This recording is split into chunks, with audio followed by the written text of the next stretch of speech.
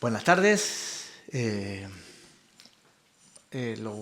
Lo que es competente cuando uno empieza este tipo de cosas es dar los agradecimientos, lo haré lo más rápido posible.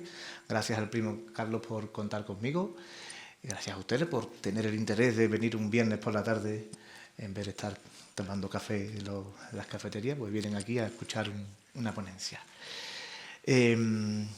Como decía el primo Carlos, este tipo de cosas, este tipo de espacios es realmente extraño, no solamente en el sur, donde se supone que hay tanto interés en el mundo o tanta sobrerepresentación del mundo gitano, sino a nivel general. Mi intención con la intervención de hoy, no le quiero llamar ponencia, va a ser lanzar algunas preguntas y hacer algunas escuchas, ¿ok? Y intentar, pues, a partir de las escuchas, cuestionar gran parte de las asunciones que hacemos con respecto a el flamenco, los gitanos y la negritud y cómo funciona esto, ¿de acuerdo? Siempre que inicio una ponencia suelo recordar a mis dos abuelos y entenderéis por qué lo hago. Mi abuelo Juan Vargas Flores, manijero, responsable de cuadrillas del campo, leía el periódico, las novelas del oeste, al caer la tarde, cuando ya había acabado la jornada laboral y pues se convertía en el centro de atención, ¿no? Imagino que también llegaban los periódicos que llegaban y era como una forma de estar informado.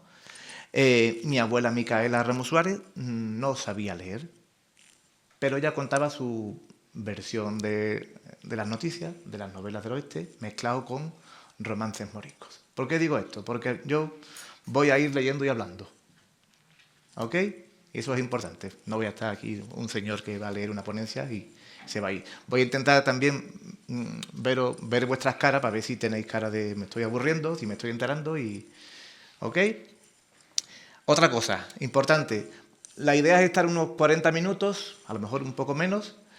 He hecho una selección de 20 temas, no los vamos a escuchar todos completos. Yo si queréis pasaré el enlace para que podáis tener el acceso a la playlist, que está en mi cuenta de YouTube. Y bueno, más que nada, esa sería un poco la parte más técnica de la cosa. ¿Ok? ¿Estamos bien, no? Pues venga. Hay una cuestión técnica que voy a ir cerrando y abriendo ventanas, así que no me lo tengáis en cuenta la parte técnica.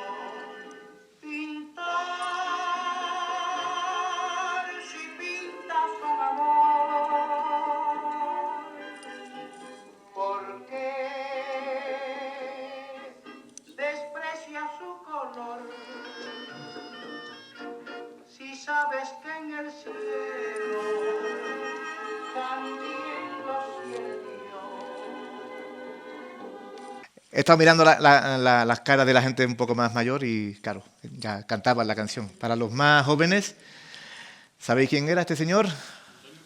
Muy bien. Pues tiene que ver con la siguiente. Yo no voy a poner muchas imágenes, ¿de acuerdo? Porque vivimos en un mundo que está como sobrepasado de imágenes y entonces, pues, de las pocas imágenes que voy a plantear es la siguiente. Y lo voy a hacer por el siguiente motivo, casi diría metodológico. Conocéis el Aleph de Borges, ¿no? Que es este cuento donde él describe que hay una cosa, un no sé qué, ¿no? Que casi no se puede describir, que que es muy pequeñito, pero que de pronto, a partir de ahí, se puede interpretar el universo. Bueno, pues con esta actitud,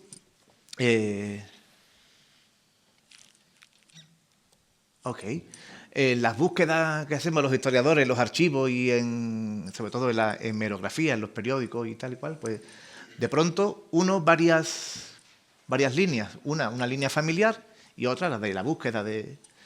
Yo supongo que el primo Carlos y todos los que tienen interés en la historia gitana tenemos como un radar con respecto a las noticias o datos sobre gitanos. Estamos buscando gitanos siempre por todos lados.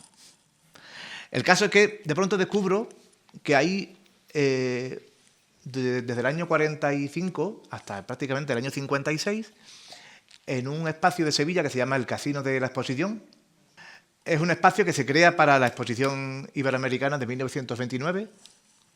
Pensad en una exposición internacional con pabellones. En este caso, el pabellón de Sevilla era el teatro el que actualmente es el Teatro Lope de Vega, y adjunto hay una especie de zona, vestíbulo enorme, que de hecho se utilizó para la película Lawrence de Arabia, para hacer de Parlamento árabe. Bueno, pues allí, durante muchos, muchos años, se ofrecía un espectáculo que empezaba como a las 11 de la noche, por ahí viene el precio, 30 pesetas. Dice, viene en Gran Casino, reaparición de la genial y bellísima estrella del baile clásico español, Lola Ramos, y vienen varias artistas del baile. Y luego viene 2 cuadros flamencos, 2, como los toros, La Malena y sus gitanas. Y dice abajo, Orquesta Mundial de Jazz, restaurante selecto. Y el mismo sitio pues también ofrece, pasando los años, pues diferentes configuraciones, pero más o menos siempre la misma estructura. Cabaret, variedades, gente que canta copla, canción. La Malena y sus gitanas, que era una fórmula casi. Una de las gitanas fue una tía bisabuela mía. Y Orquesta Internacional de Jazz. Imaginad que estamos en el año 1945, justamente un mes después del final de la Segunda Guerra Mundial. El fascismo ha sido derrotado en Europa. España es un país aislado internacionalmente, pero tenemos este espectáculo diario. ¿Cómo nos lo comemos? ¿Cómo lo interpretaríamos? Si siempre nos han dicho, no, porque el franquismo no era muy partidario de la diversidad, las leyes de vagos y maleantes, pues veréis, esto lo vamos a ver en ambos lados. Digamos como que la selección que he hecho también tiene que ver con algunos acontecimientos históricos asociados a estos temas que he seleccionado, con lo cual pues, veremos cómo ambos países se relacionan y cómo se usa el jazz y el flamenco para otros intereses que los que estarían más asociados a las comunidades en su sentido más amplio, a las comunidades afro-negras y la comunidad gitana, ¿no? Claro, no voy a tener mucho tiempo para dedicarlo al flamenco. Yo, que se supone que soy un flamencólogo, gracias por decirlo, pero yo no soy flamencólogo. De hecho, tengo un problema ético con la flamencología y hasta con el flamenco. Yo soy de los que dice, y lo digo hace ya unos cuantos años, como investigador, creador, viniendo de familia flamenca de rancia abolengo, como dirían, pues yo soy de los que dice que a mí me importa poco el flamenco, muy poco, viniendo desde dentro y estando en el núcleo, si el flamenco no me ayuda a entender por qué los gitanos viven de media 10, 15 años en Europa, en España también. Y el razonamiento que hago continúa diciendo, el flamenco no me puede responder a la pregunta de por qué los gitanos y las gitanas viven 10 años menos, porque el flamenco es parte del problema.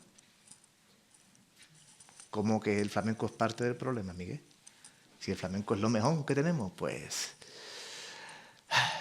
a lo mejor hay que darle una vuelta a muchas cosas. Y en parte esta ponencia, que es o este acercamiento, esta apertura, es una contribución que hago a darle vueltas a esto. Vale. Será la única imagen que veamos. Más que nada, los nombres, más que nada para que sepáis de qué estamos hablando.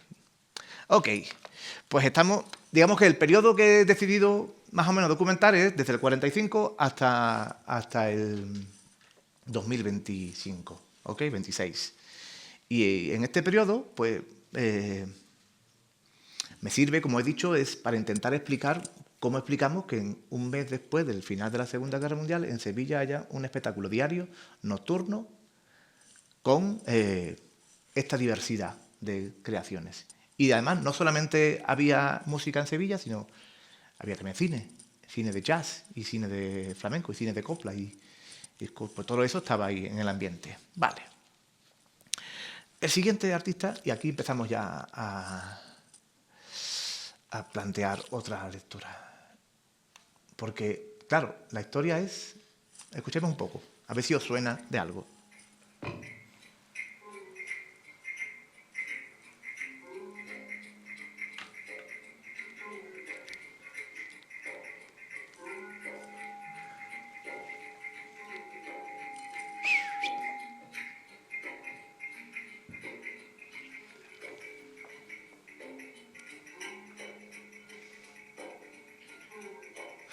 Esto es una grabación que se hizo en Madrid.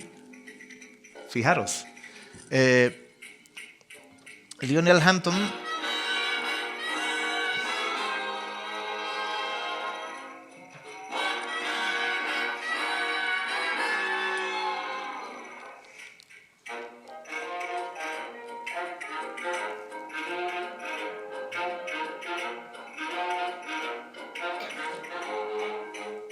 bueno, más o menos cogéis la onda, ¿no?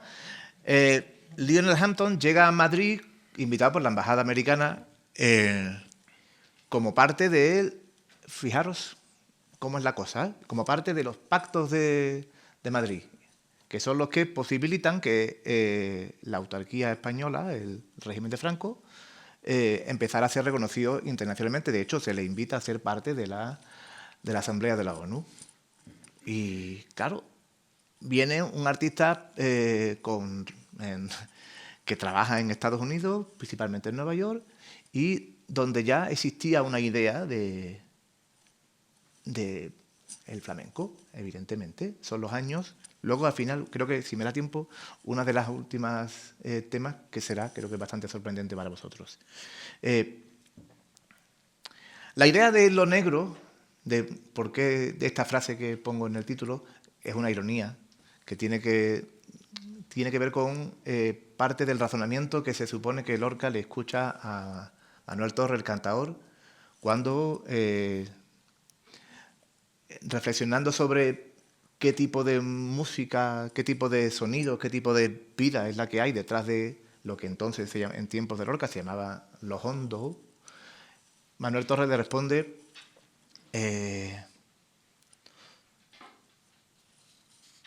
más que nada porque quiero citarlo exactamente para no meter la pata. Bueno, pero es muy conocido cuando le dice que todo lo que tiene sonidos negros tiene duende. ¿Y a qué se refiere Manuel Torre con estos sonidos negros? ¿Es posible la representación de algo así como lo negro en la música? La música se supone que es algo que está en la naturaleza, que los hombres han traducido a diferentes códigos culturales, ¿no? Pero ¿por qué hoy día, en 2026, asociamos muchas veces a lo de las músicas étnicas o las músicas del mundo, ¿no? Como que asociamos la cuestión étnico-racial a los sonidos musicales, ¿no? Claro, eso implica, pues, básicamente como varias tensiones, ¿no? ¿De dónde viene esta idea de la negritud en la representación pública? Hay un estudio maravilloso de Meira Goldberg, se llama Sonidos negros sobre la negritud en el flamenco. Claro, en los últimos años ha habido un interés en buscar algo así como el emerger lo que se considera que ha sido invisibilizado, que es el legado afro en el flamenco, ¿no? Claro, mucha gente cuando tú le cuentas esto, pues automáticamente empezamos a pensar, bueno, que estamos hablando de artistas flamencos que son negros. Sí, los hubo. Uno de ellos, el más conocido, es Jacinto Padilla, el negro Meri, que participó en la Exposición Universal de París en 1900. Pero no es solamente eso. de lo que trabaja Meira Meira, que es una gran investigadora judía americana, que fue bailadora en Madrid muchos años. Cuando hablamos de la negritud, deberíamos pensar no solamente en las personas que son negras, de origen afroamericano o afro en general, sino de algo así como la representación de la negritud. Para Meira, el flamenco es como el patrón, el paradigma que nos permite entender cómo se representa cierta idea de la raza en el contexto español. ¿Esto qué implica? Implica que en muchísimos espacios públicos, en la historia de los últimos 200 años, se ha celebrado la negritud como parte de la identidad española. Claro, la negritud del siglo XIX es una negritud gitana, que continúa hasta el siglo XX.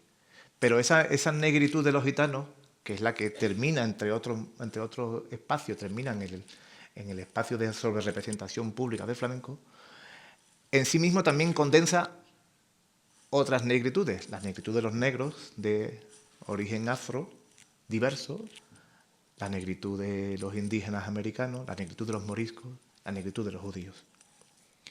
Digamos como que el cuerpo flamenco en sí mismo es un resumen de todo ese bagaje, de todo ese viaje. Claro, lo interesante es siempre ir viendo cómo esa metáfora del cuerpo va apareciendo en diferentes contextos. Hemos hecho la mención a Anthony Machín, a Lionel Hampton y su vínculo con las políticas públicas en Estados Unidos. Imaginaros, estamos hablando del año 56. Todavía están activas las leyes raciales en Estados Unidos. De muchos es conocido la historia de los soldados afroamericanos que participaron en la Guerra Civil Española, la Brigada Lincoln, pero también en la Segunda Guerra Mundial, y que luego cuando vuelven a Estados Unidos son gente que han luchado por la libertad, la democracia, pero sin embargo cuando vuelven a Estados Unidos siguen siendo objeto de leyes raciales, ¿no? Vamos a seguir el viaje. ¿Estamos bien? Sé que es conscientemente fragmentario, ¿de acuerdo? Algunos de los temas voy a intentar ponerlo como más tiempo. Ok. Aquí tenemos a Miles Davis. Es su primer acercamiento al flamenco.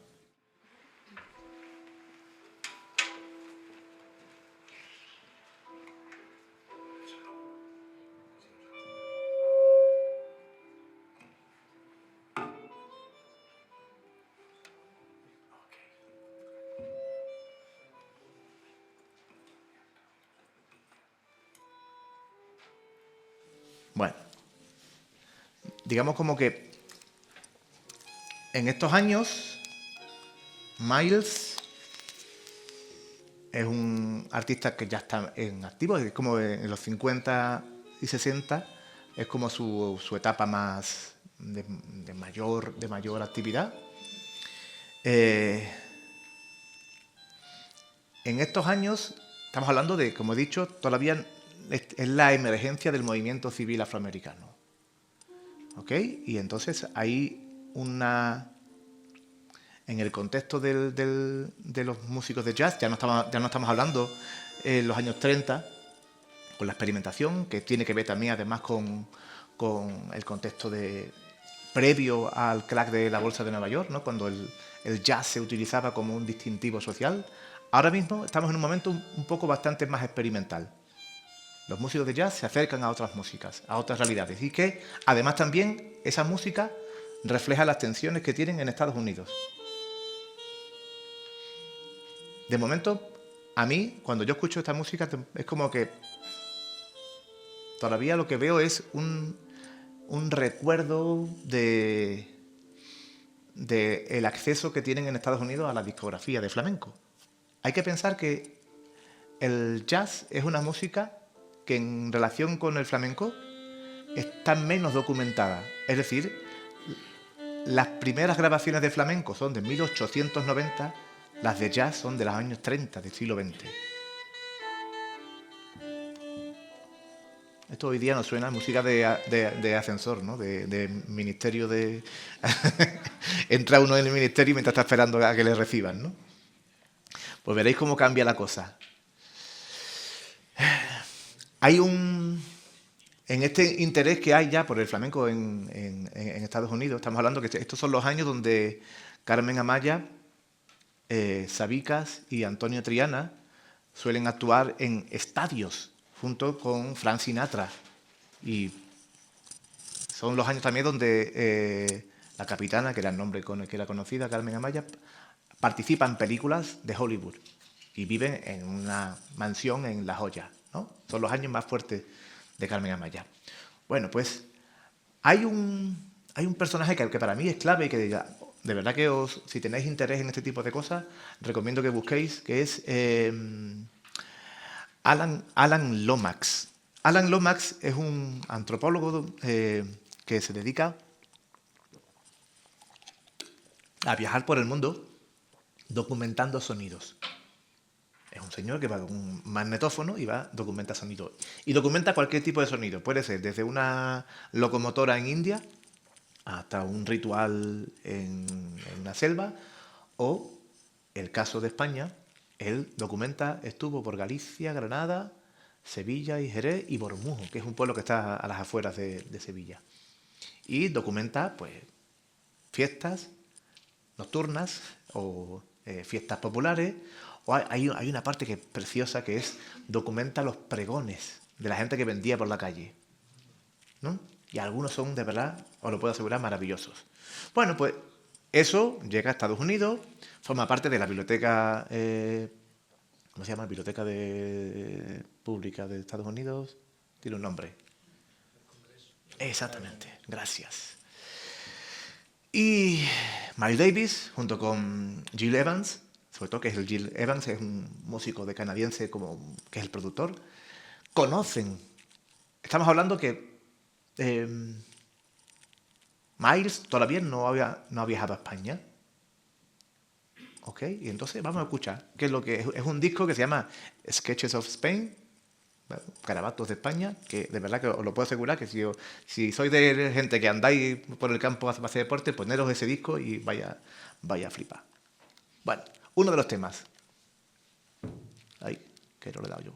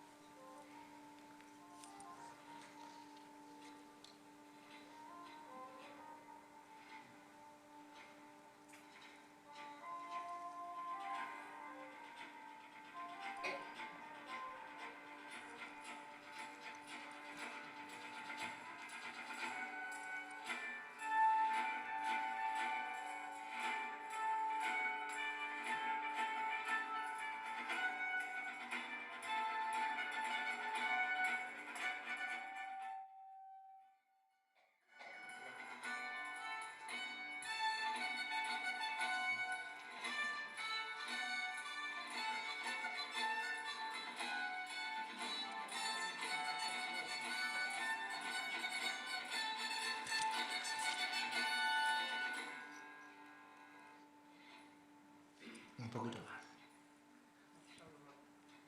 Se escucha bajito.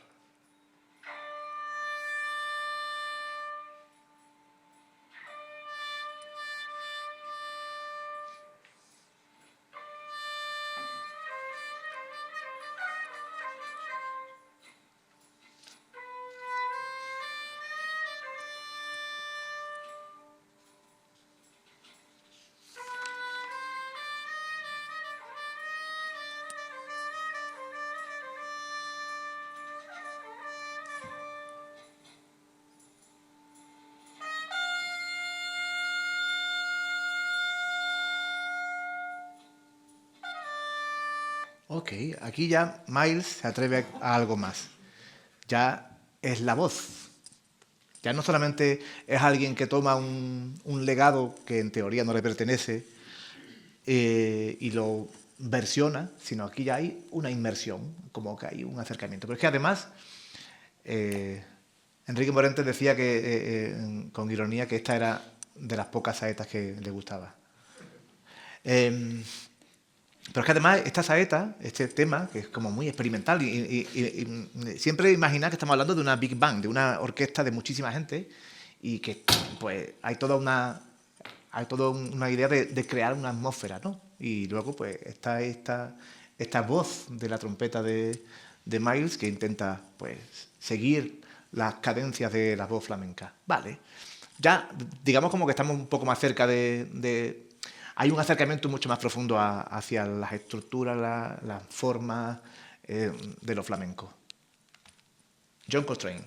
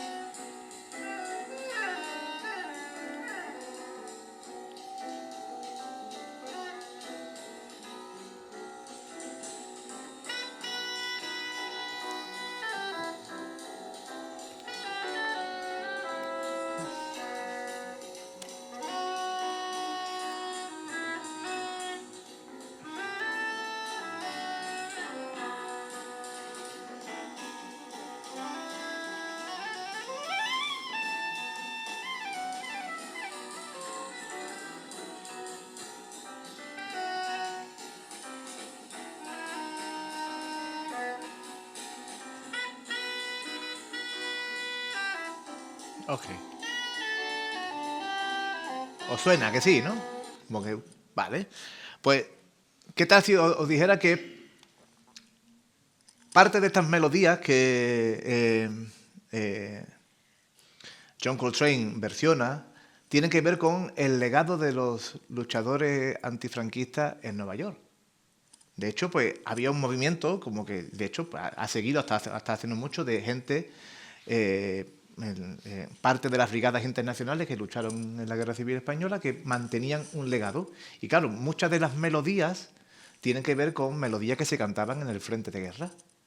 Claro, al parecer las crónicas dicen que este es un tema que es bastante reconocible, que hoy lo escuchamos y nos suena como que vinculado, vinculado a nuestra memoria musical, ¿no? Claro, pues se supone como que la cosa fue bastante experimental y que molestó un poco a los luchadores franquistas, como que entendían como que la experimentación había ido demasiado lejos.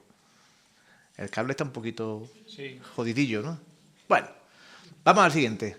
Ahora pensamos, ahora venimos otra vez aquí a este lado del charco. Estamos hablando. eh, He puesto yo el de Andajaleo, que no sé si lo he puesto, lo tengo por aquí. A este. Misma. Esto es lo que se empezaba a hacer en España por artistas flamencos y artistas del jazz. Es Paco de Lucía tocando. Paco de Algeciras.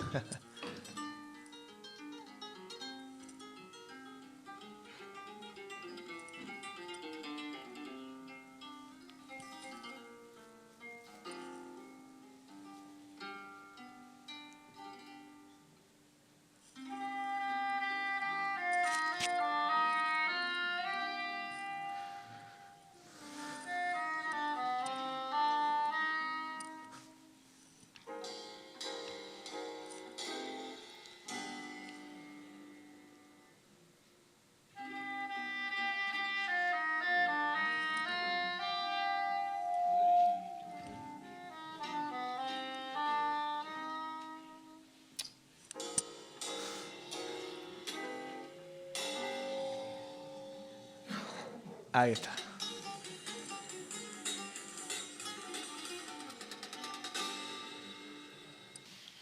Estamos en el año 60, 67. Hace 3 años que se ha publicado Mundo y Formas del Flamenco del tío Antonio Mairena, que es un libro, más que un libro, es casi un programa político donde Antonio tiene la visión de utilizar el flamenco y lo que él empieza a teorizar como el cante gitano andaluz, que él lo separa, y no es una cuestión, una diferencia puramente formal. De hecho, el tío Antonio tuvo ahí bastante claro que no era una cuestión puramente formal, no es el flamenco que hacen los gitanos, sino es otra manera, como diría el antropólogo gitano Iván Periáñez, cuando él habla del cante gitano, habla de lo que llama una epistemología, una manera de entender el mundo, que no es solamente el flamenco, que es el flamenco está más asociado a aquello que tiene que ver con el arte, la estética y la cosmovisión. Bueno, pues son también los años donde el régimen de Franco empieza ya a recibir los primeros embates de estudiantes, de huelgas de trabajadores, donde hay como ya una contestación internacional. Estamos ya, además, también con la segunda generación después de la guerra. Muchos, imagino que de los que estáis aquí, pues estuvisteis en esa lucha, ¿no?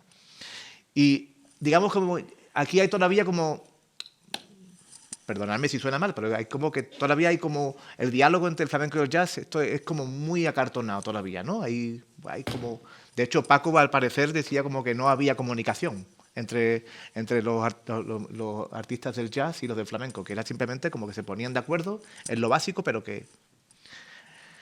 El siguiente tema, que es cuando ya empezamos a ver el final de la dictadura, también en el caso americano es las consecuencias del mayo del 68 y la guerra del Vietnam, como esos mundos coinciden, ¿no? Y hay un artista que es muy seguro que todos lo conocéis, pero...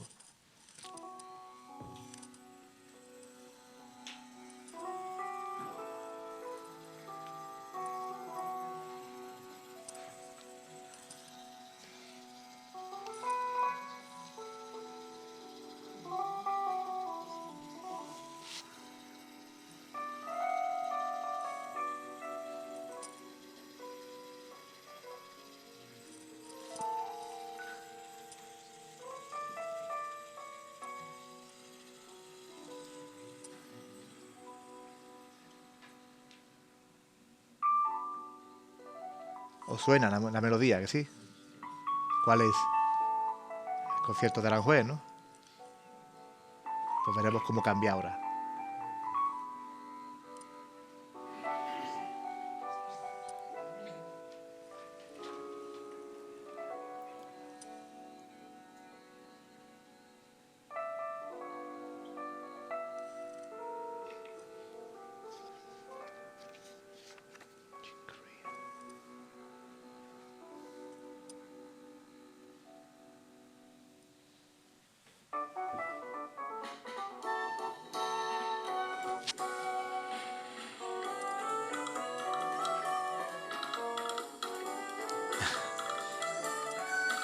Ok.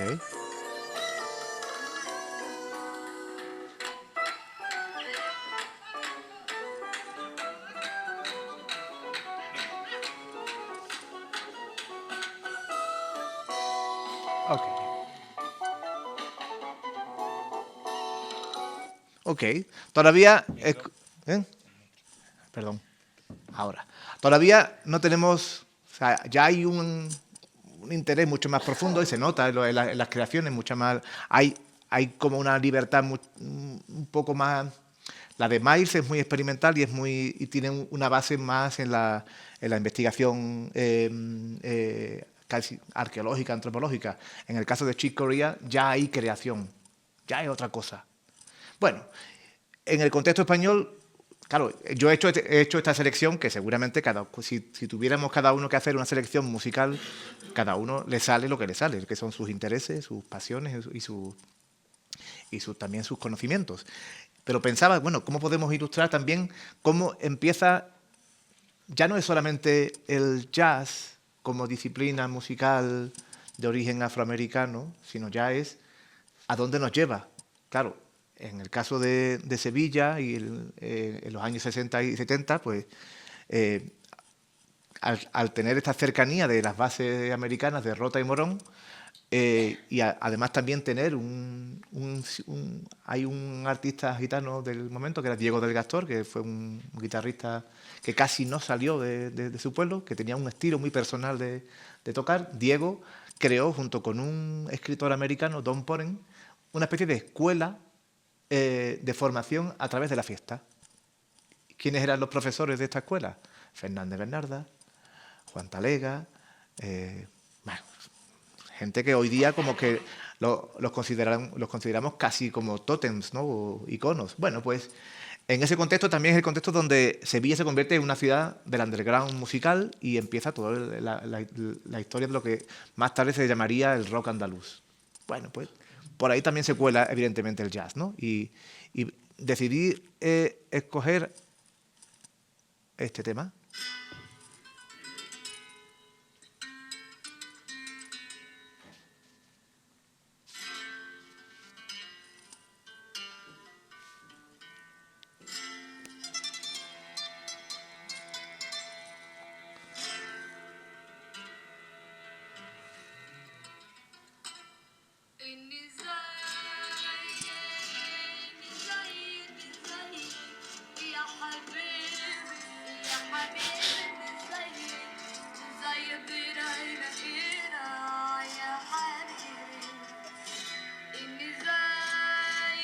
No. No te preocupes, no lo pongas. Ya está, no te preocupes. Escuchamos, yo lo digo. Como realmente no hace... Perdón.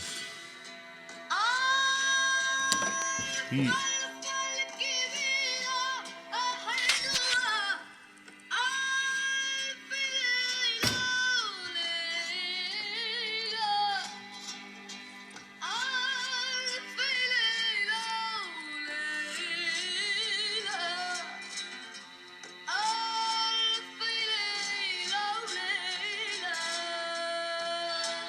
Ok, realmente no os preocupéis por lo que porque son básicamente los nombres de los temas, así que yo si queréis os lo digo y así es más secreto.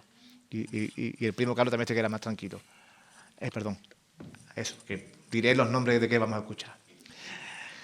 Hemos escuchado un tema de Loli Manuel, que es, como todos sabéis, se convirtieron casi en el símbolo de la transición española. El tema sobre todo, lo diré, el sol joven y fuerte, Nuevo Día, ¿no? El disco Nuevo Día es como el disco que se convirtió en el símbolo para muchísima gente de esos años. Claro, hay un disco precioso de un artista libanés-francés que se llama Ibrahim Malouf, que él toma también el tema de Kaltun, y lo versiona en jazz, pero este es como mucho más contemporáneo. Bueno, ¿por qué he decidido poner a jugar aquí también en esta conversación sobre los negros, los gitanos y el caso de la creación que hicieron Lolo y Manuel sobre un tema de Kaltun?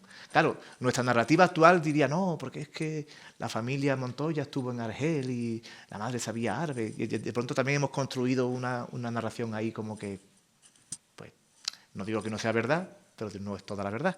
Y como no es toda la verdad, es mucho más interesante lo que está por debajo.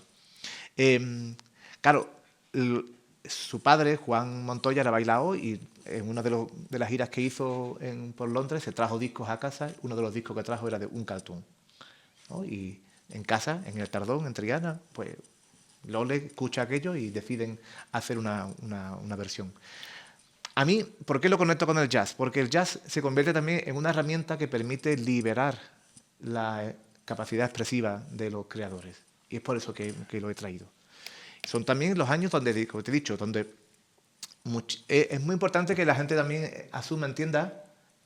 Si quieres puedes apagar el proyector, así no... ¿Sí? Vale. Bueno, es muy importante que asumamos que los creadores gitanos de los años 60 y 70 participaron activamente del impulso antifranquista para que la dictadura cayera, ¿no? Y eso provocó o hizo que hubiera como una acumulación de esperanzas que luego no fueron satisfechas. Y una parte importante de lo que viene, de lo que continúa ahora, pues tiene que ver con eso. Claro, en Madrid, en estos años, es donde empieza el jazz y empieza como a dialogar ya como mucho más activamente con el flamenco. Y aparece el grupo Dolores. El grupo Dolores, ¿me escucháis, no? Es para que no se acople. Aquí están Rubén Dantas, están Jorge Pardo, es la primera vez que ellos empiezan a hacer flamenco. Esto luego más tarde será lo que Paco recoja en el grupo de los 7 magníficos, ¿no? Vale. Pero son también los años donde... Esto es del año 79. El mismo año tenemos esto.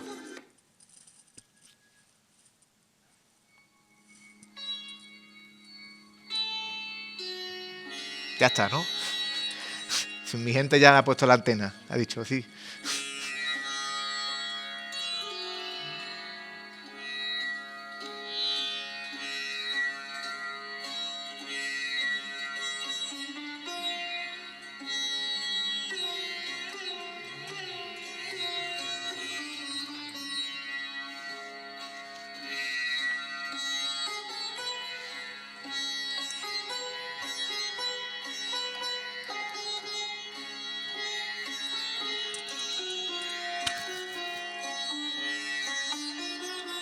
Escuchaba un poquito solamente.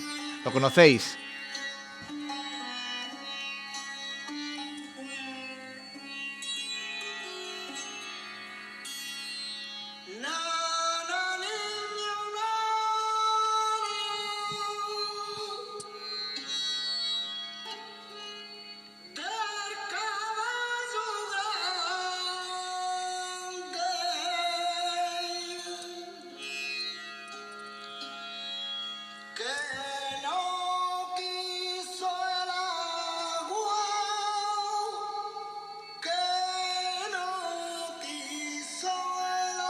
Bueno.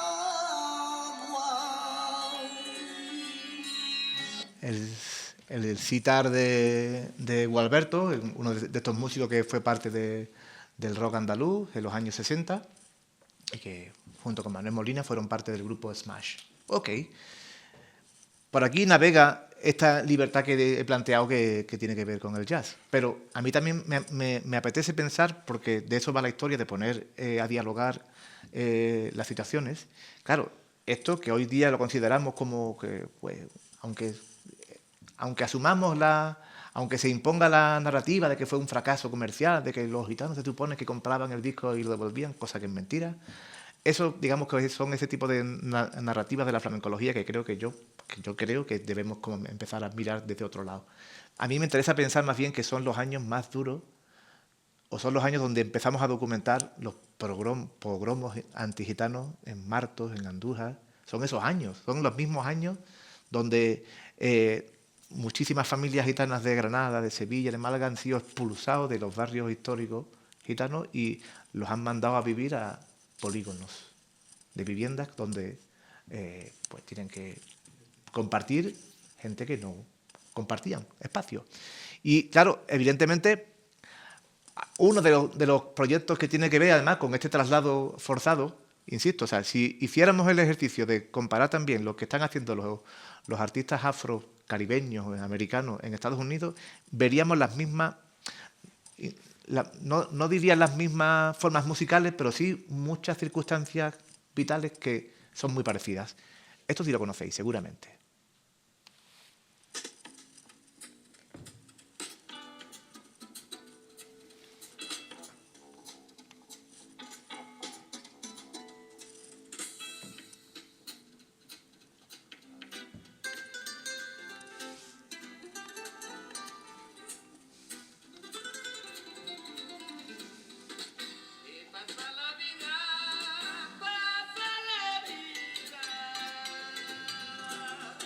¿Estamos bien?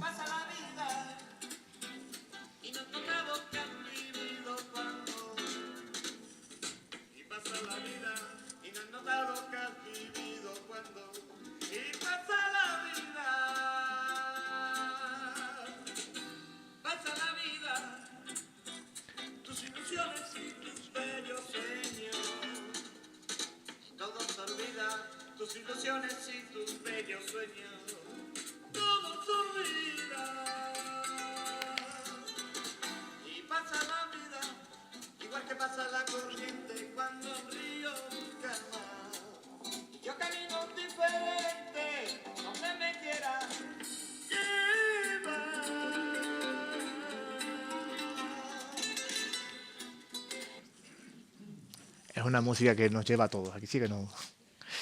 Es una sevillana, originalmente, de Romero San Juan. Y los hermanos Amador, Rafael y Raimundo, junto con la producción de Ricardo Pachón y este disco que es una maravilla, Blues de la Frontera, que si no lo habéis escuchado, pues de verdad es para escucharlo entero. Hoy día no tenemos apenas la experiencia de escuchar discos enteros. Claro, lo fácil siempre es contar la narrativa de Polígono Sur, ¿no? De cómo se crea Polígono Sur, de quiénes son estas familias y cómo... Tampoco vamos a negar que son los años duros de la droga en Polígono Sur, que además, como en otros espacios del mundo, pues la droga se introduce como una manera también de desactivar posibles respuestas políticas. El caso de Polígono Sur es uno más. Eso sería fácil, contar esa parte, ¿no? De cómo estos gitanitos que viven donde viven llegan a este nivel artístico. Claro, esa es también una narrativa que, aunque parezca que es una idea, es una forma de reconocer el mérito, hay que ver de dónde viene a dónde ha llegado, ¿no? Pues es una narrativa también bastante racista, porque insiste en esta naturalidad, esta cosa que tenemos los gitanos, de que tenemos arte natural, ¿no? Y es también una forma de ocultar, invisibilizar el trabajo que hay detrás.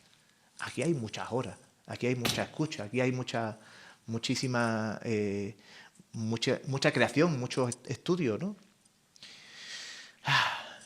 Pasan los años, se va acercando la Expo 92 de Sevilla y España ya se convierte en una democracia. Estados Unidos se está metiendo en guerra por todo el cono sur y Paco nos regala esto.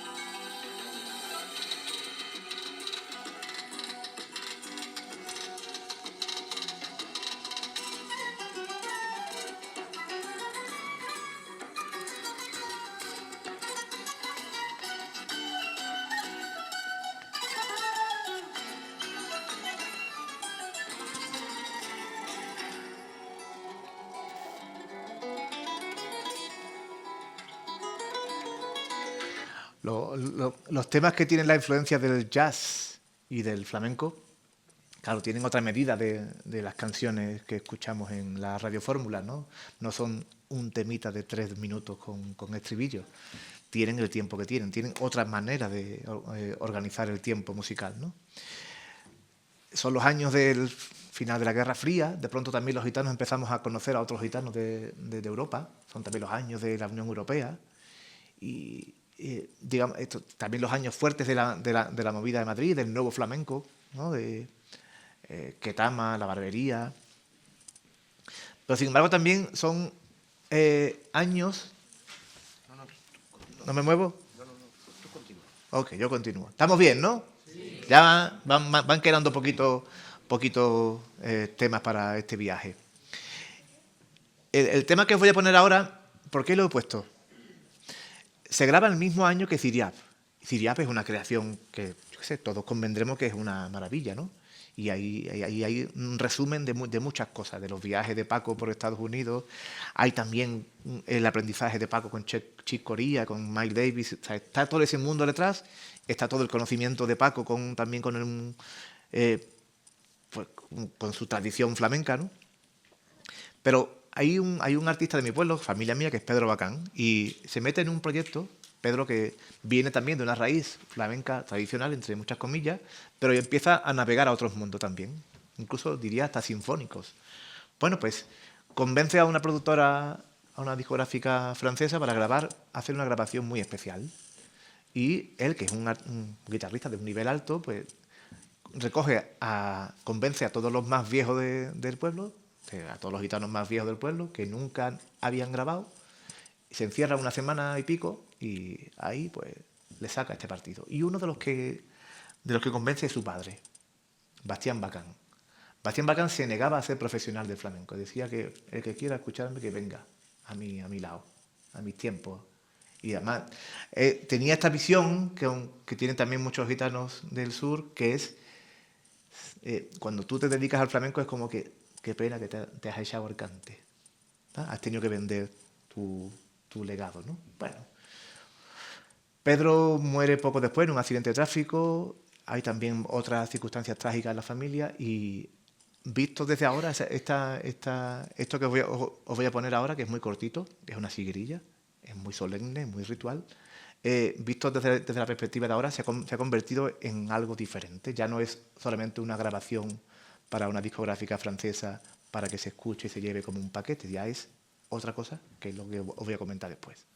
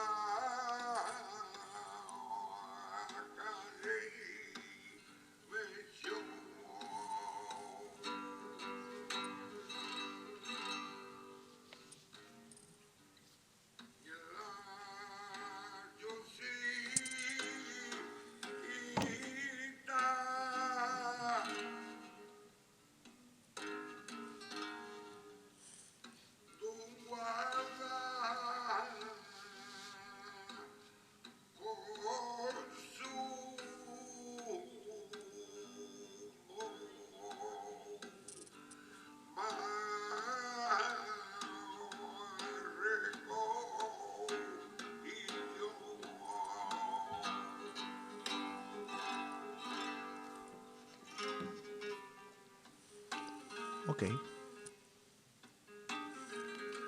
Me da cosita quitarlo, me da cosa quitarlo, pero creo que vamos a cerrar con un par de temas, porque hay otros más, pero que por lo menos para intentar cerrar el discurso.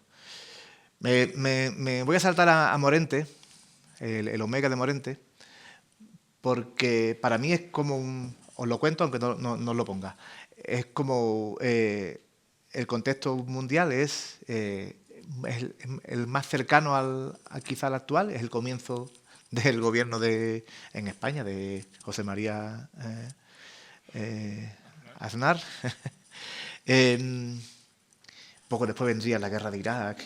Entonces, en ese contexto, pues digamos que la libertad creadora empieza ya a buscar otros referentes. ¿Dónde está el jazz ahí? Pues, ¿dónde está el flamenco ahí? Casi que no importa, pero para mí el Omega de Morente es como una apuesta total de casi del convertir la responsabilidad del artista en un llamado a la acción. Voy a poneros dos temas. Uno que además también está conectado con la familia de Pedro Bacán.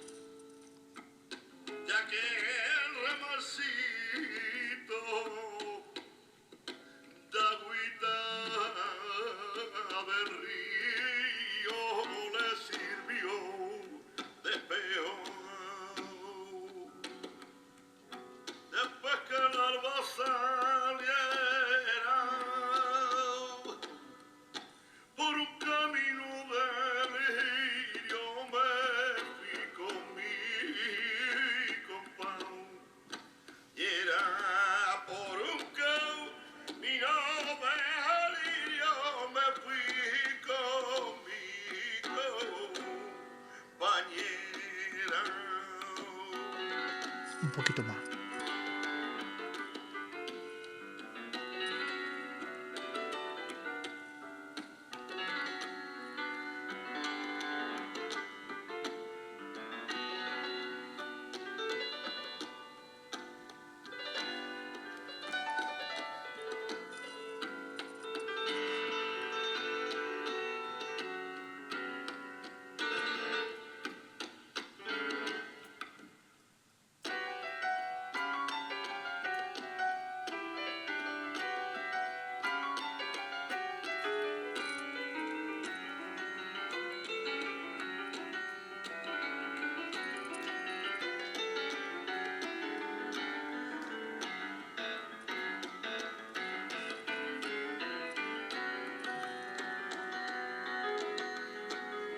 Ahí va.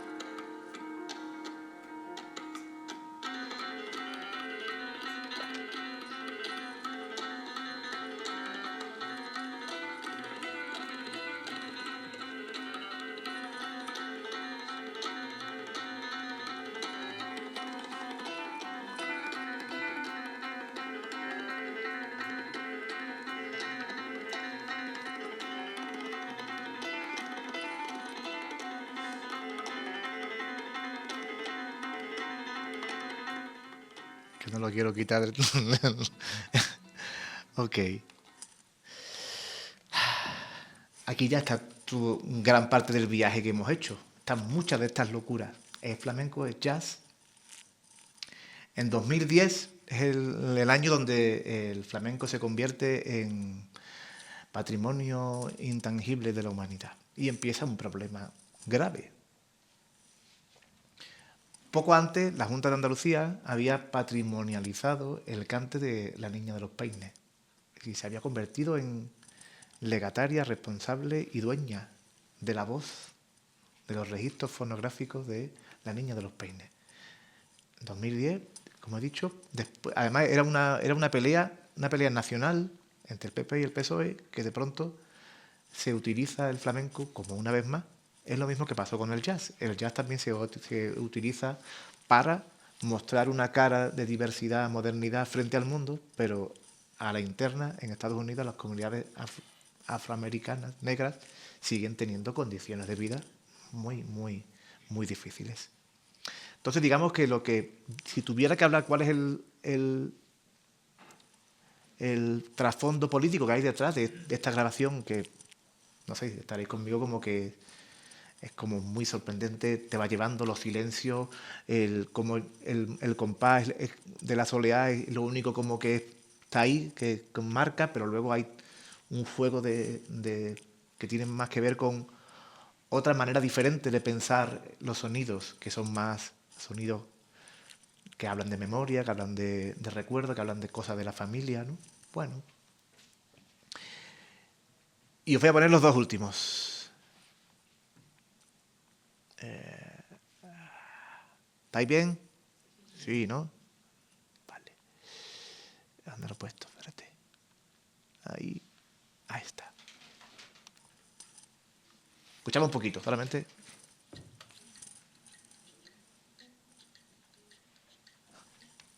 Perdón.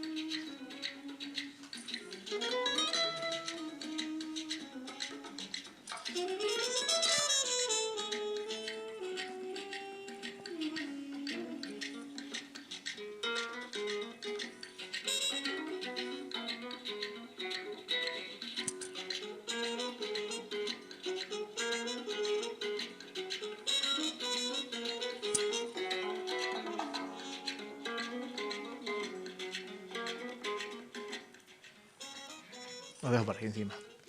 Jerry es junto con su hermano Andy, son dos músicos de origen puertorriqueño, criados en Nueva York, en un suburbio. Son parte de la ola de lo que se llama la categoría Latin Jazz, ¿ok? Que son, pues, es donde converge el jazz europeo, el jazz americano, la música del Caribe. Se crea la marca del comercial, pero también marca cultural, la salsa, ¿no? Que hoy día es un lenguaje como que lo tenemos ya en nuestras bodas, en los anuncios de televisión, el Bad Bunny y por todos lados, ¿no? Pero en este caso, en el año 2001, después del 11S, Jerry se viene a Madrid. Y se viene aquí, y de hecho es aquí donde acaba muriendo. Y crea varios proyectos donde él ya empieza como a buscar unas conexiones entre el legado afrocaribeño, pasado por el tamiz del jazz de Nueva York, y de pronto encuentra el flamenco y encuentra esta cosa de la conexión entre el swing y, sea lo que sea, el duende. Que si queréis podemos hablar luego sobre qué significa el duende, ¿no? Crea una banda que se llama Jerry González y los Piratas del Flamenco, que también os recomiendo, ¿no? Y digamos como que Jerry lo que nos viene es como, si en este contexto donde estamos ahora mismo, en esta conversación abierta, fragmentaria, pues sobre la negritud, sobre la representación musical de la negritud, sobre cómo esta idea de la representación de la negritud en la música nos afecta a los gitanos y a las comunidades negras y a cómo nos perciben, pero también a la vez cómo se convierten también en herramientas para nosotros para poder disputar un espacio público, ¿no? Hay un filósofo, escritor negro de Martinica, y digo de lo de negro y lo digo conscientemente, se llama Edouard Glissant. Fue compañero de lucha de Frantz Fanon, dos compañeros que llegan a París en los años 50 por diferentes... ambos son de Martinica, pero se encuentran en París en los años 50, que son los años de la definición política de la idea de la negritud.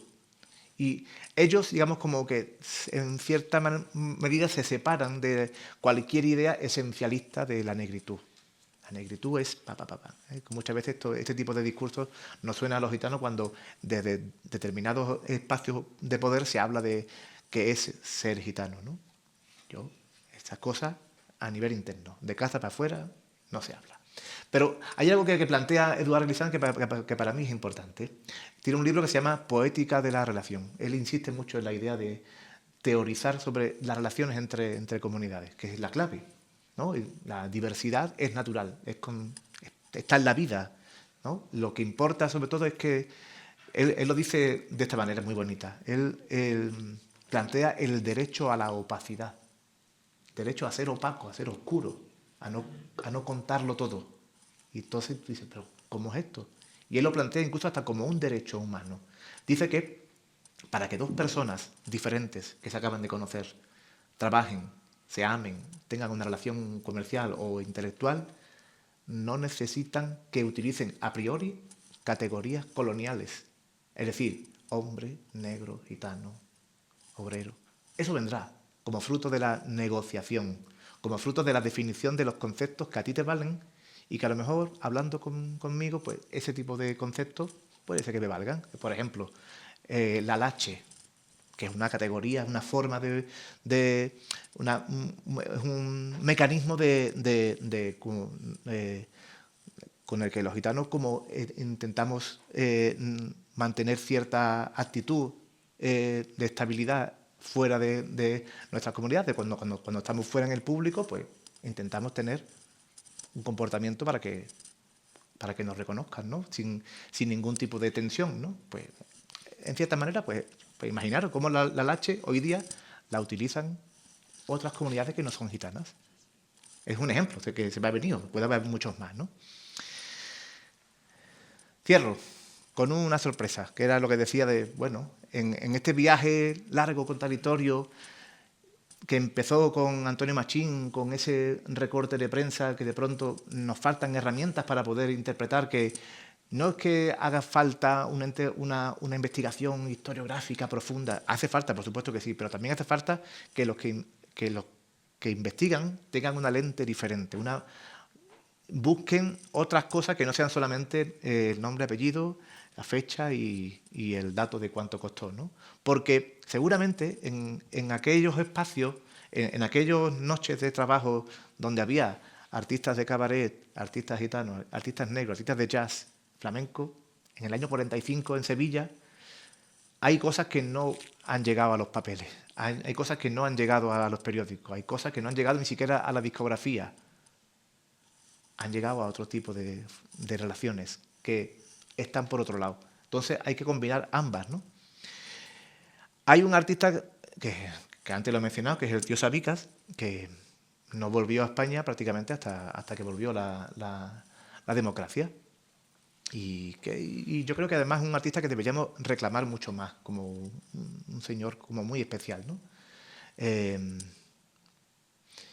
Os pongo, este es un disco que para mí es como, lo conozco hace muchos años, pero cuando lo escuché por primera vez como no me lo creía, que en el año, creo que era el año 60 y algo, alguien como Sabica hubiera hecho esto.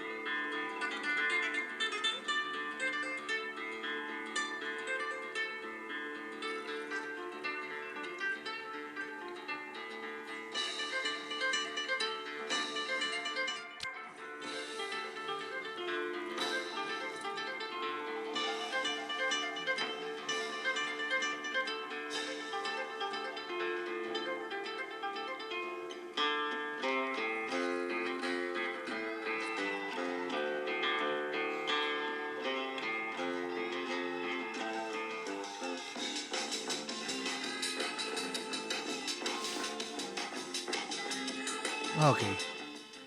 Curioso que acabemos esta parte de la conversación con un tema tan extraño, sorprendente, de un gitano pamplonica en Nueva York.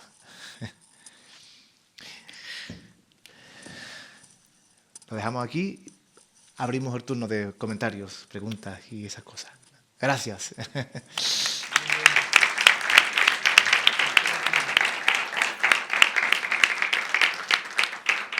Hemos abierto muchos temas y hemos tocado solamente un porcentaje muy pequeño. Yo me sorprendo mucho a mí mismo cuando yo que tengo esta actitud crítica con el flamenco, pero que soy el más flamenco del mundo, muy pesado con el cante, canto mucho, pero luego a nivel público tengo, hacía unos cuantos años que desde que me mudé, decidí irme a vivir a lo que la gente llama las 3000. Fue un cambio paradigmático en muchos aspectos y entendí también la complejidad de cuánto espacio ocupa el flamenco en la vida pública de los gitanos españoles. Hay un dato que yo lo comparto también mucho con muchos compañeros, primos historiadores, que es: en España no hay ningún departamento de estudios gitanos en ninguna universidad pública española. En ninguna. En ninguna. Pero sin embargo, hay peña flamenca, hay archivos, hay centros de investigación, hay una ley del flamenco en Andalucía. Es como que hay una sobrerepresentación. El flamenco ha sido creado, impuesto sobre nuestros cuerpos, sobre nuestras vidas. Y es como el patrón a partir del cual nuestras vidas son más o menos humanas. Y yo creo que esto yo lo hablo también con muchos amigos investigadores también de flamenco, cuando les digo: el flamenco, al igual que nació como una fórmula comercial que reflejaba un género profesional racializado, que diríamos hoy día, es decir, se crea sobre los gitanos, al igual que nació, morirá y no pasa nada, vendrá otra cosa, ya está viniendo, no sabemos lo que vendrá. Y seguramente muchos de los que están abriendo, porque siempre han abierto camino, han sido creadores gitanos. Y yo ya ni siquiera digo artistas gitanos, digo creadores, porque me parece que es mucho más interesante. ¿Me vas a permitir que haga un pequeño ejercicio? Que lo hemos comentado antes, pero ahora voy a compartirlo aquí. ¿De dónde viene no tanto el flamenco como idea, como arte, sino la necesidad de que nuestra vida gitana esté en público? Cuidado lo que he dicho.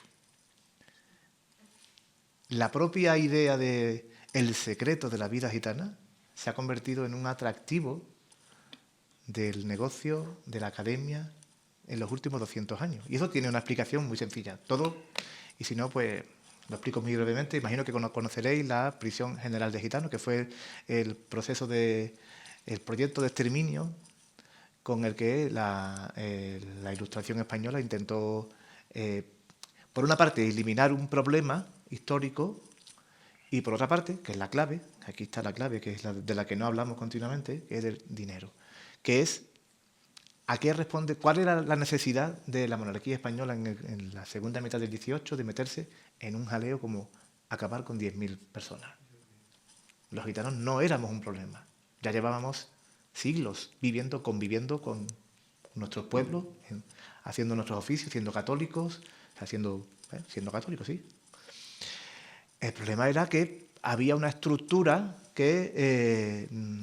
económica que necesitaba afrontar un problema de finanzas. El nuevo Estado español necesitaba tener una administración diferente para recoger más impuestos. Y aquí viene la clave. Esto es interpretación mía, pero que bueno, que tiene una base. En el mismo año, 1749, coinciden dos fenómenos históricos. Uno es el inicio de la Prisión General de Gitanos. No lo contaré aquí porque sería largo. 10.000 gitanos son llevados a presidios y a puertos para ser eliminados. Ni siquiera como esclavos, sino extenuados hasta la muerte. Y el mismo año, con 3 meses de diferencia, en octubre de 1749, empieza el trabajo del catastro de Ensenada, que seguramente lo habéis escuchado del instituto y tal y cual, ¿no? Y que cómo se conecta la historia de la persecución e intento de eliminación de los gitanos con una investigación estatal para analizar cuál era la riqueza del país. Pues muy sencillo. Para que tú puedas ampliar la masa de gente que paga impuestos, para que tú puedas meter más impuestos, tú necesitas tener un conocimiento de cuál es la realidad económica del país. La nobleza y la iglesia no pagaban impuestos y no iban a entregar los datos fácilmente. Entonces, la Ilustración se mete en el jaleo de hacer una demostración de fuerza. ¿Qué pasa? Aquello salió mal. Salió mal porque fue una chapuza de operación, salió mal principalmente porque nuestra gente, nuestros ancestros, se rebelaron, resistieron, si no, no estábamos aquí. Y la tercera sorpresa, que es la que está conectada con esto que estamos hablando, estando los gitanos presos, empiezan en los teatros de Madrid, Sevilla, Alicante, Valencia, Barcelona, empieza a aparecer una obsesión nueva, que es los gitanos como concepto empieza a ocupar la centralidad de la vida nacional. ¿Qué pasa? Imaginaros lo que es. Nuestra gente sale de los presidios, liberados ya. Carlos III dice, bueno, a partir de ahora ya soy españoles, pero no podéis utilizar la palabra gitano. Salen y se encuentran que son la puñetera imagen del país. Una imagen que ellos no han decidido, una visibilidad que no es nuestra. Además, se produce una sustitución de la memoria traumática de la Prisión General de Gitanos, que es curioso porque si a ti te prohíben que tú utilices en público jurídicamente, políticamente, la palabra gitano, es porque la monarquía no quiere enfrentarse a ningún tipo de reclamación de daños, con lo cual negamos la mayor. Tú no eres gitano, eres español. Con lo cual se produce una operación de sustitución de la memoria. Se quita la memoria traumática, de hecho, no es hasta los años 90 del siglo XX que conocimos la Prisión General de Gitanos. Digo conscientemente, seguramente, seguro por debajo, en nuestras maneras, en nuestras formas, en nuestros miedos, en nuestros cantes, estaban ahí todas las consecuencias de la Prisión General de Gitanos. Pues esa visibilidad no es una visibilidad nuestra. De pronto, nuestra vida se convierte en una obsesión nacional, pero no por amor, no por compasión por nuestra situación, no por solidaridad, porque ser gitano, ser agitanado, que es la palabra, se convierte en una moda reaccionaria, una moda política contra la Ilustración. Y ahí está la clave. De aquellos lodos, estos barros. Es decir, se crea la idea de la afición a los gitanos. Y esa afición es la que produce, imaginaros, en el siglo XIX hubo un tipo de teatro que era el teatro gitanesco. Gachés, blancos señores que escribían obras de teatro en caló, enteras, donde aparecían nuestras historias en público ahí, a la vista de todo el mundo. Y es como que, mire usted, es que yo no quiero que mi vida ocupe el espacio público. Pues desde entonces estamos ahí. El flamenco está en medio. Hace unos años escribí un artículo muy bonito, no sé si lo conoces, se llama El escudo roto de Perseo. El mito de Perseo es, Perseo no tiene que matar a la medusa, pero no la puede mirar directamente porque acabaría petrificado. Entonces usa un escudo y entonces a partir del reflejo del escudo puede matar a la medusa. Pues en cierta manera yo interpretaba que el flamenco es un escudo roto. En parte oculta la realidad gitana y en parte la ves. Ahí está como ahí, ¿no? Por eso tenemos este amor, esta historia de cuando alguien canta una seguirilla, vemos la pena, vemos la familia, vemos la historia política detrás, lo vemos. Pero muchas veces también estamos como, ¿pero hace falta que lo veamos en público? Por eso es interesante cuando pasamos de los espacios del arte, el comercio, el negocio, que tienen que estar, o no sé, sí. Pasamos a otra manera, a otras formas de relación, más justas, que no son las de la afición, que no son las del traje de gitano. No porque no respetemos nuestros trajes, sino porque el traje se ha convertido en una cosa pública. ¿He explicado, primo? Es decir, incluso la propia investigación académica se convierte en parte de la moda gitana.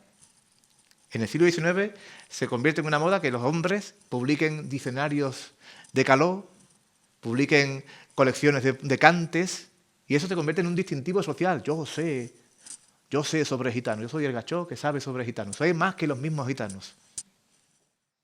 Lo de Sabica se llama Fantasía Inca.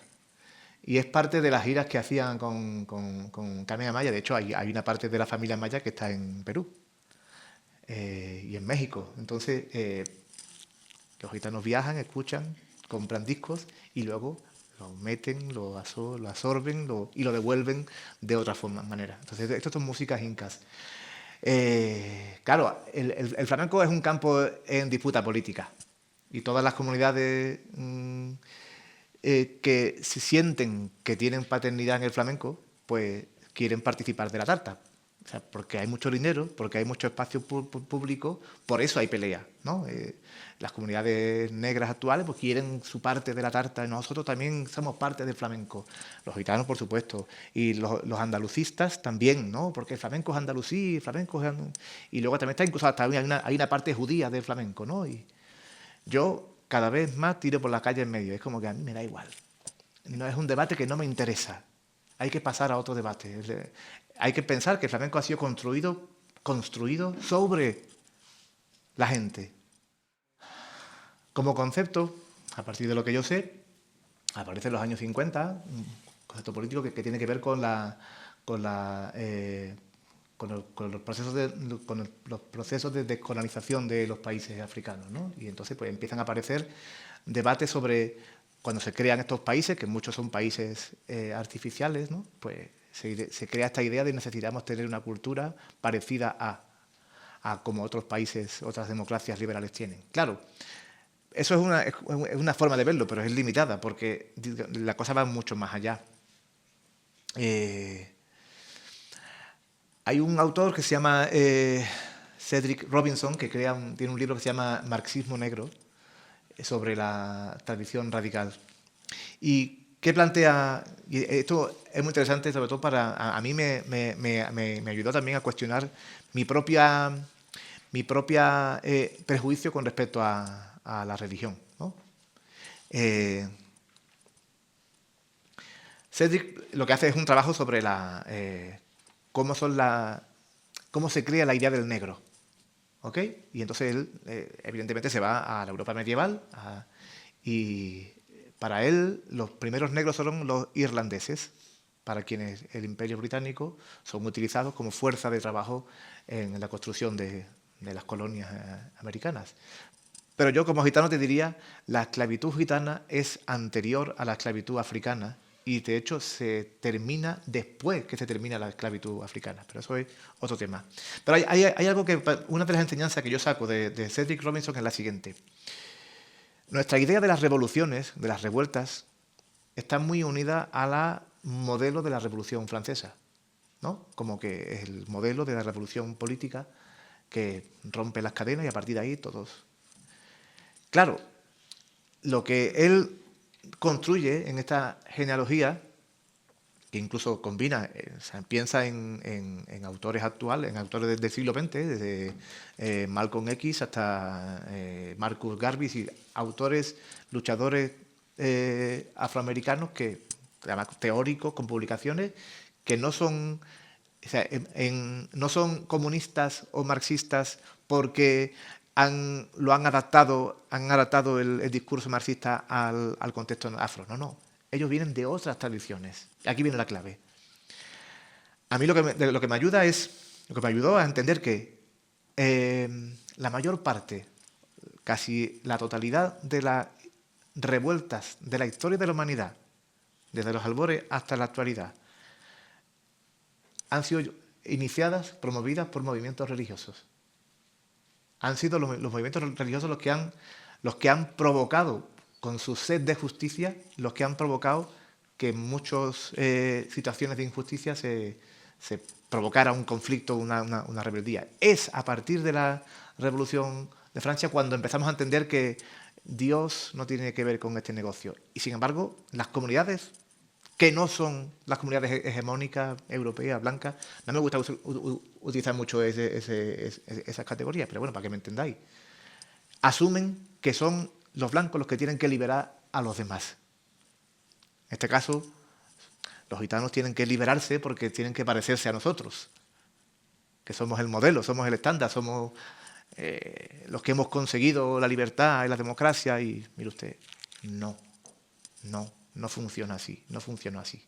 Entonces, bueno, la idea de la negritud, como fijaros, o sea, no he contado que lo de la frase esa del título, que yo he dicho que era una ironía de la frase de Manuel Torres, esa frase me la dijo mi hija, que tiene 8 años, hace 3 semanas, primo. Cuando le cuento que voy a hablar del jazz y que si sabe lo que es el jazz, mi niña, que es una niña de hoy día, que escucha Eurovisión, a la guerrera K-pop, a, yo qué sé, la música actual, y le cuento que es el jazz, que tiene muchas conexiones con el flamenco, pero en el caso de Estados Unidos, y le pongo algunos ejemplos. De hecho, no hemos hablado de Django Reinhardt, que es la línea del jazz europeo, nos ha faltado, pero bueno.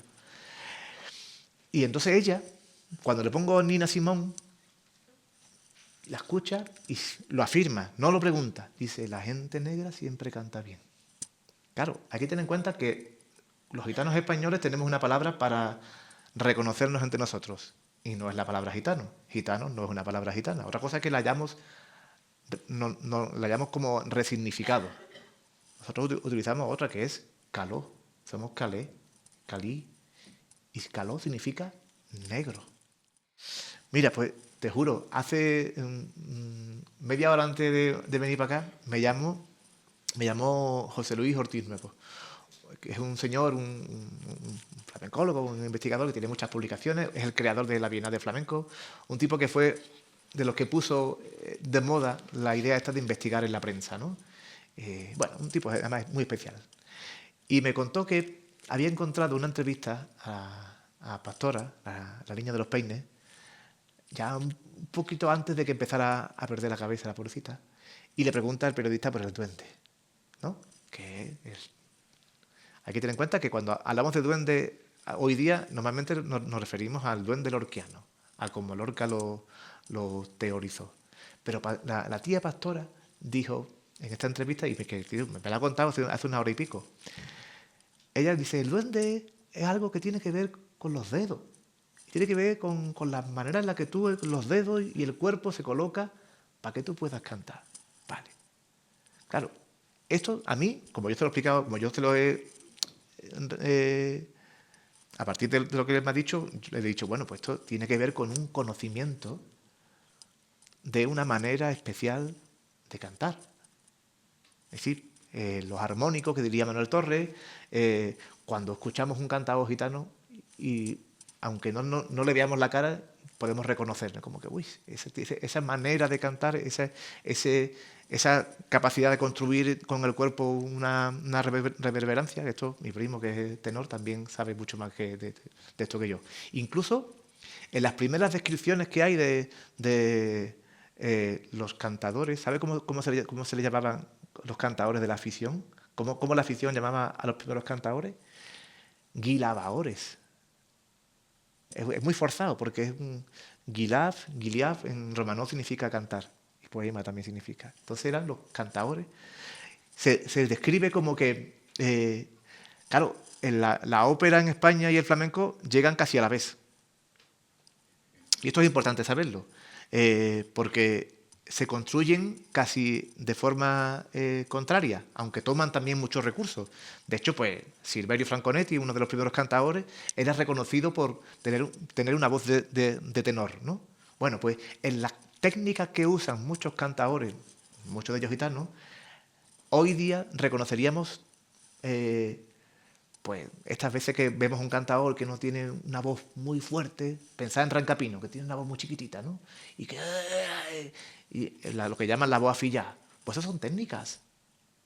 Es decir, que el duende intentemos verlo más bien como un conocimiento que tenemos, que tiene una historia muy antigua y que es lo que nos permite conectarnos con nuestra historia. Es decir, cuando tú escuchas un cantador y tú dices, me recuerda a tu padre, me recuerda a tu abuelo, y quizás no lo conoció. Quizás no lo conoció, pero de pronto ahí hay algo que activa, y lo que activa muchas veces es algo físico, pero físico en el buen sentido, no en el sentido de frío, sino que es un conocimiento, una manera de cantar, de bailar, de tocar. Muchísimas gracias.